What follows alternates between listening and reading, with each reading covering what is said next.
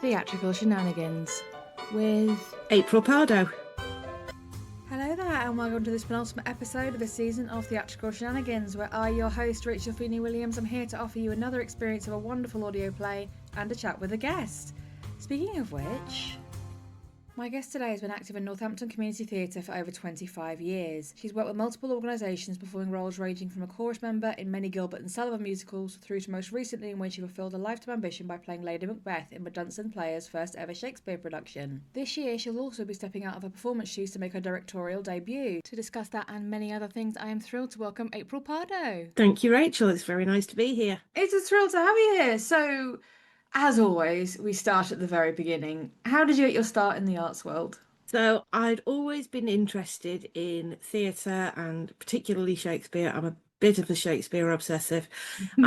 Music, drama. My dad was in a band when I was growing up, so that really was a lot of my childhood was following around his band. It was a folk rock band called Caught on the Hop, and did drama at school and music at school. And then a friend of mine was encouraged by her singing teacher to join the local Gilbert and Sullivan group, but she didn't want to go on her own. This is when we were 17. So I said, I'll come with you, because my granddad loved G&S and he used to play it a lot. So I was familiar with it. So we went along and we both got into the group and we did Yeoman of the Guard with them, which sparked a lifelong love affair with Gilbert and Sullivan. Which is still ongoing, is how I met my husband, David, my best friend, Angela. And I was rehearsing Mikado when I was pregnant with my daughter, Katie, who's going to be 26 in January. So it's always been there. When Katie was little, I only did one show a year because that was how the G&S rehearsal cycle worked. Yeah. But as she got older, it was easier to do other things because she didn't need me quite as much. So in 2012, I joined MASS Theatre in Northampton, which is one of our local community theatre groups, and started with them with The Tempest. And I'm still with them now. And my last show with them was Blackadder II last Christmas, in which I played Lady Whiteadder, which was so much fun.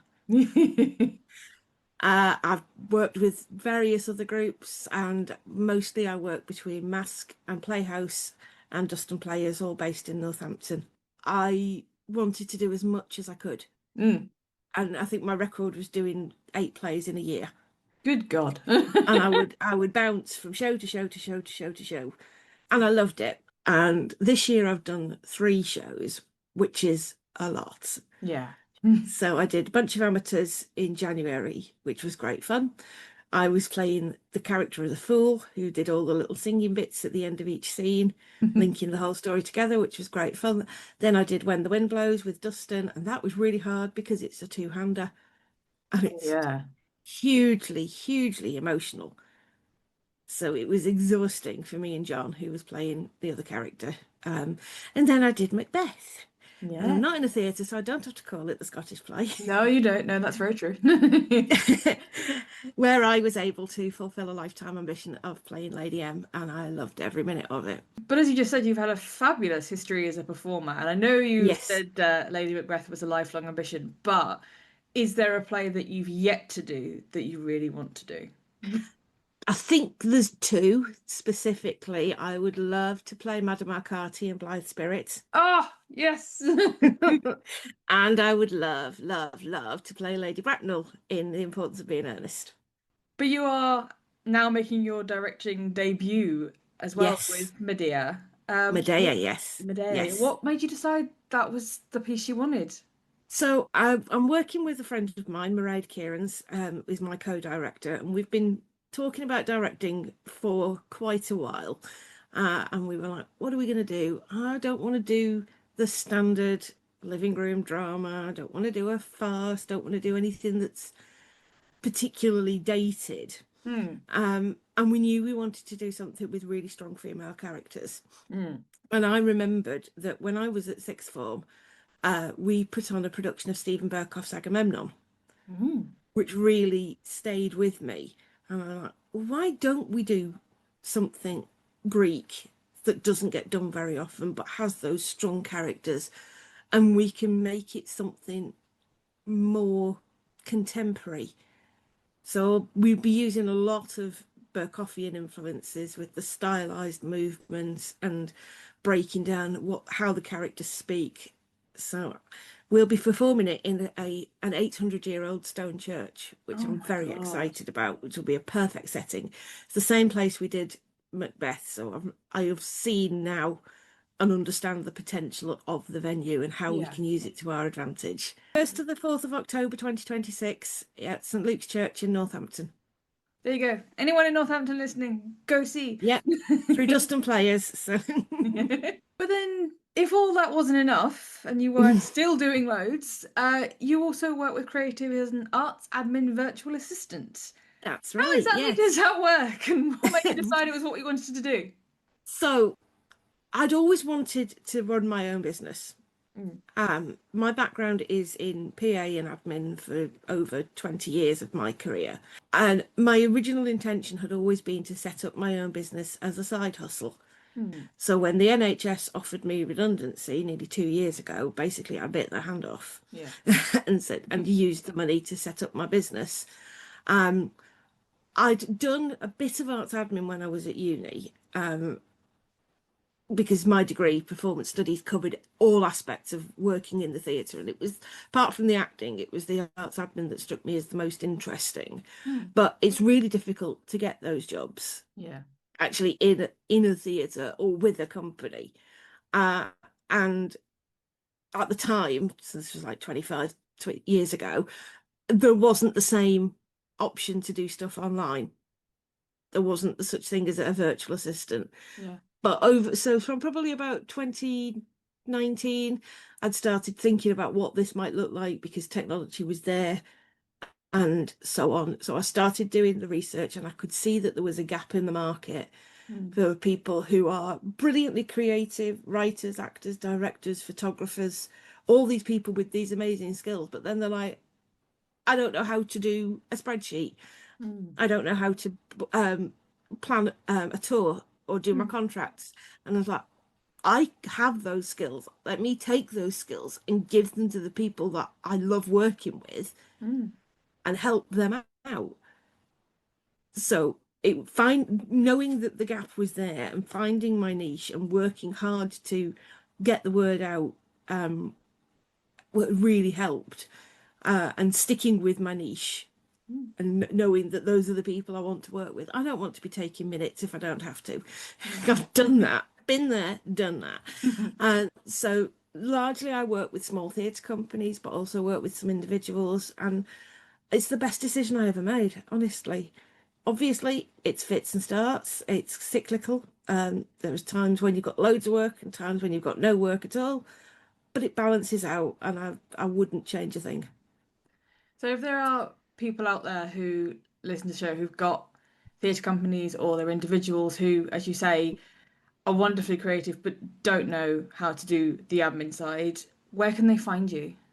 I've got a website, www.theproficientpa.com, or they can email me at theproficientpa@gmail.com.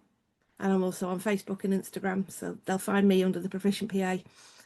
And I'd be very happy to talk to anybody, help anybody if I can. I've done a couple of things where I'm helping as an access support worker through the Arts Council to help people write in their Arts Council bids. I've worked with a theatre company who are based in London called Regeneration Theatre, who were doing a small scale tour of their one-person Hamlet, which was amazing. Wow.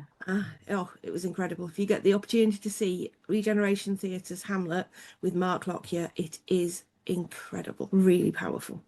And finally, before we move on to our play for this episode, do you have a standout moment, a moment that makes you think, yeah, this is why I do this? As a performer, it would be doing Lady Macbeth, which was a phenomenal experience. And as an arts administrator, it was when I sat in Wilton's Music Hall in London for the press night of the Hamlet and saw this incredible piece just electrifying everybody in that room and thinking, this is where I want to be. This is what I want to do. Now move on to talk about our playwright and play for this episode. Ava Shagula is a full-time writer publishing under multiple names in fiction and non-fiction, as well as being an international produced playwright and radio writer. She spent decades working in technical theatre and film production, including as a dresser on Broadway. She was a member of Toronto's Nightwood Theatre in 2023 and a member of Northern Berkshire Artist Capacity Building Programme in 2024. If that wasn't enough, she's a member of WAM Theatre's Literary Committee and a member of the Boiler House Poets Collective. Ava's play today is entitled Inspired By, and when talking about her inspiration, Ava says, "A couple of years ago, I read an article in the New Yorker about a French writer of autofiction, one of whose ex-wives was also a writer. She'd put a clause in their divorce agreement that he could no longer write about her, and he was shocked when she actually enforced it. That reminded me of a couple of exes of mine who resented that when we were together, I did not give up my writing to completely dedicate myself to the glory of their art. I blended those ideas, and these two characters emerged. I then had them sit down and thrash it out. They evolved into their own individuals separate from what I'd read about or experienced, and Inspired By was the result." Theatrical Shenanigans presents Inspired By Ava Shigula.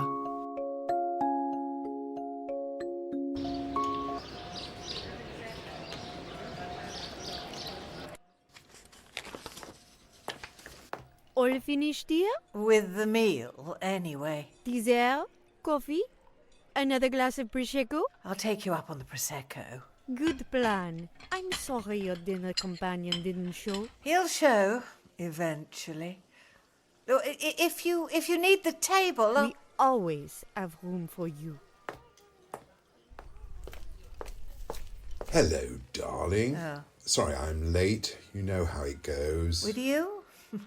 Yes. You look gorgeous. Not that I expect any less. You're living up to your author photo. Thank you. Takes a lot of work. Good evening, sir. What can I get you? Are you eating, Amy? 8. While she waited. Oh. Menu? No thanks. Just a drink. The usual? Oh, right. You wouldn't know what that is. Johnny Walker and bitters, please. With a little bit of orange peel. An old-fashioned. Got it. Can we get down to business, or do you need to wait for your drink? I don't understand why you sent me a cease and desist letter about the new book. Because you broke the legal agreement that was part of our divorce. I'll need that drink. You still sketch settings you later use in your books? Yes. It uses a different part of my brain, and they feed off each other.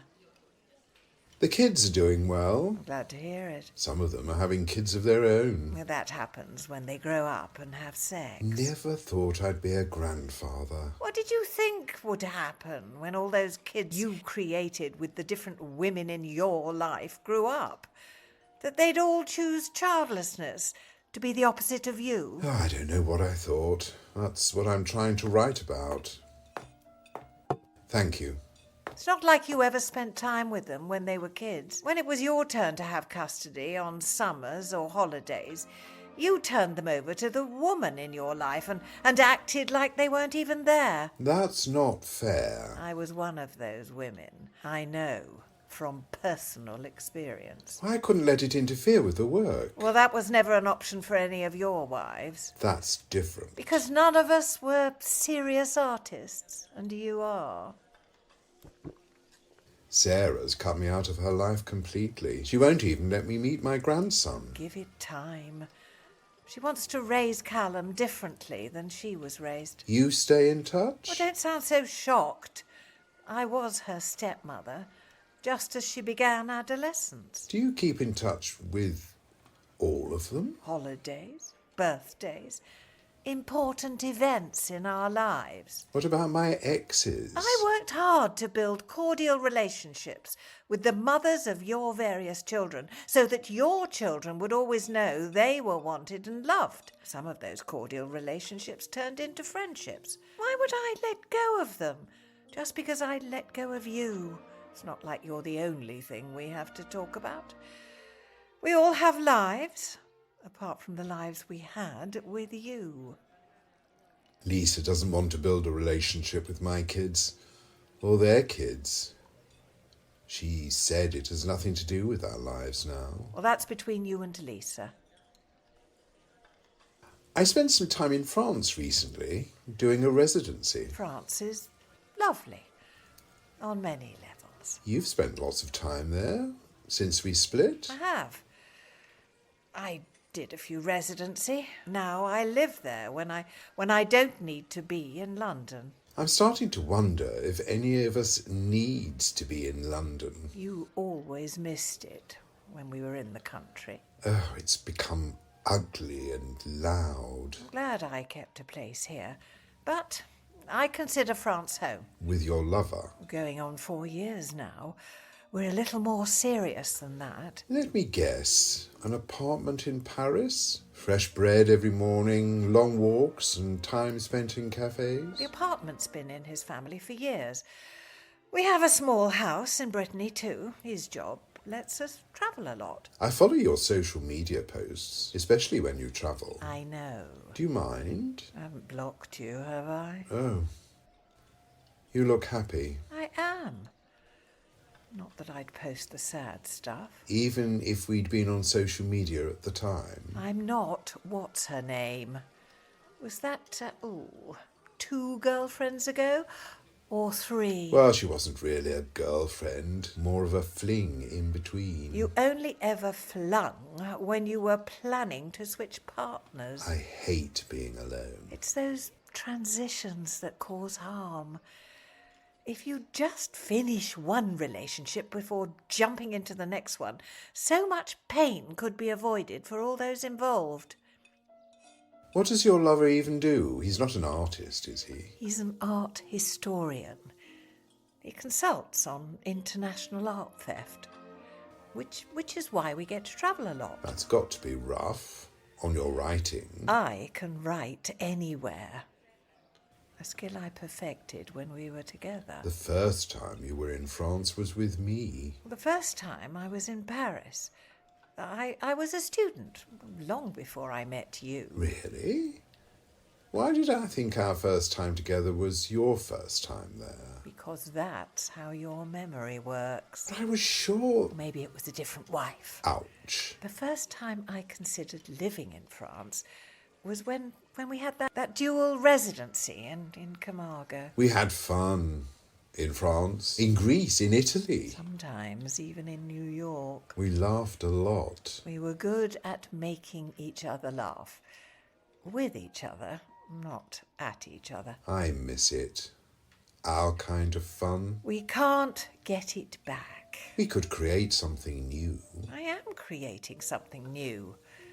With Jean-Philippe. The French appreciate older women. Which had absolutely no effect on your behaviour. That's not fair. Oh, how many years younger is she? Lisa graduated last spring. Now she wants to build her career as a painter without letting anything get in her way. Good for her. You'd like her? Nope, I'm not getting involved. You could just... I don't give classes in wifery to the artist. Let's get to the reason we're here. When we divorced, you signed an agreement that you would no longer write about me in any future books, articles, blog posts, anything. You broke that agreement with Candy Canes in the Moon. You need to remove me from the book before publication. Don't try to deny it. I read the ARC. You know I can't do that. It's too late in the process. You're a writer yourself. I write fiction. You do not. I'm not a journalist. I write a hybrid. The critics call it autofiction, a mix of autobiography and fiction. I don't care how it's labelled. I don't want to be in it. Legally, you have to remove me. You killed off my character in your series. I killed off a character inspired by you in a series written under a pseudonym not connected with my other fiction. The character is different, physically, socially, professionally, vocally, and with a name far removed from yours. The only thing they share is emotional geography. Your version of my emotional complexity. I'd argue it was your emotional simplicity, but, well, yeah. The point is that it is fiction. What I wrote about you could be considered fiction. except that you'd use my name, our history, our experiences together without even trying to disguise them. You filter them through your point of view, but that's still more memoir than fiction. I don't write memoir. I'm not a navel-gazer. Oh, you are incredibly self-centred without being particularly self-aware. You always saw right through me. That's part of the reason I fell in love with you. That and your talent. Which you sabotaged every chance you got. You can't charm your way out of this, not this time. There's only room for one star in the family. I guess it's Lisa's turn now. Because when we were together, it was never mine. I need you in that book. No! You write about me. We've had this conversation. Fiction. A different name, a different character, inspired by you, but no longer you. Because when I did my job as a fiction writer, he evolved into his own individual person. Besides, I've gotten it out of my system. I don't want or need to write about you anymore. But I need to write about you. When I write about you, the prose sparkles in a way it doesn't when I write about anyone or anything else. My best writing was always about you.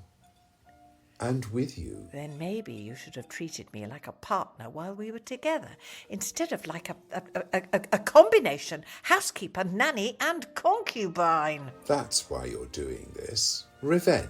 Self-protection. Like you protected your work when we were together. I had to, or I would have lost the work. You were supposed to give up your work. You were supposed to support me, inspire me, take care of everything so I could focus on the work. You really hate that I kept writing while juggling with your various kids, running the house, paying the bills, cooking the meals, doing the laundry, keeping on top of your schedule and mine, your demands, your interruptions, your emotional dismemberment. Emotional dismemberment is unfair. Although I do like that phrase. But that's not what I did. Tell me, when you had everything taken care of at your last residency, how much did you write? Oh, we had amazing intellectual conversations at all hours of the day or night. We explored the medieval city. Lisa and I fell in love. We sat in cafes and... How much did you write? I don't mean refilling the creative well or percolating ideas you will use in future work. How much did you actually write? Nothing. It was never about someone taking care of daily details to free you to work. It's always about being the centre of a creative someone's attention, so they give you their creative energy for your use, instead of you generating your own. You charm a creative woman, you marry them, you suck them dry, and you move on. That's how I create. Oh, I've turned off the spigot to my creative energy. Our divorce agreement included the clause that you will not write about me again. I didn't think that was a serious clause. It is. You didn't sign a reciprocal clause. That's on you and your solicitor. Not that you need the clause, because I don't need to write about you. It's an enormous, fascinating world out there. There's plenty to write about that has nothing to do with you. You refuse to be interviewed about me or my work. That will continue. This will cover it. I need you in order to write. Find a different inspiration or a different profession. Goodbye, Roger.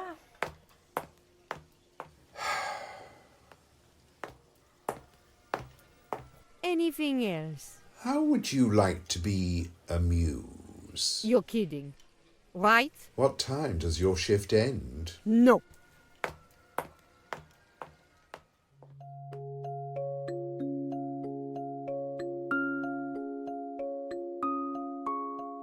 A fabulous insight into the complexity of creative relationships. That was Gilly Fick as Amy, Patrick Hibben as Roger, and Pardoe Lawton as the server in Inspired by Ava Shiguli.